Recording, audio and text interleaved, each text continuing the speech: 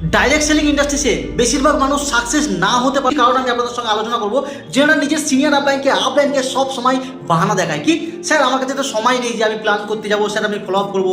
Actually এই কথাটা বলার মানেটা কি জানেন কি, এই কথা বলার মেন কারণটা হচ্ছে কি সারা জীবন অন্যের জন্য কাজ করা। স্যার আমার কাছে সময় নেই, এই কথা বলার মানে সারা জীবন কিন্তু অন্যের জন্য কাজ করা। এটা হচ্ছে সব থেকে একটা বাহানা দেয় নিচের লাইনের লোকেরা উপরের স্যারকে, সিনিয়র স্যারকে বা আপলাইনকে।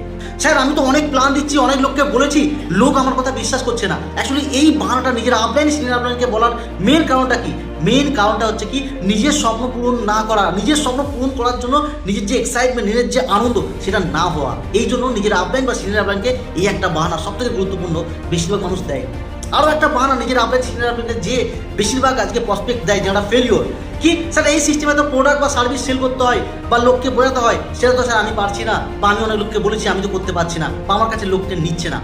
তো একটা কথা বলে রাখুন, একটা কথা ভেবে রাখুন, এই যে তিনটে বাহানা আপনারা আপনার নিজের আপলাইন সিনিয়র আপলাইনকে দিচ্ছেন, মানে আপনি বাহানা বিক্রি করাতে এক্সপার্ট হয়ে গেছেন, বাহানা বিক্রি করাতে এক্সপার্ট হয়ে গেছেন, বাট আপনি কখনোই স্বপ্ন কিনতে পারবেন না।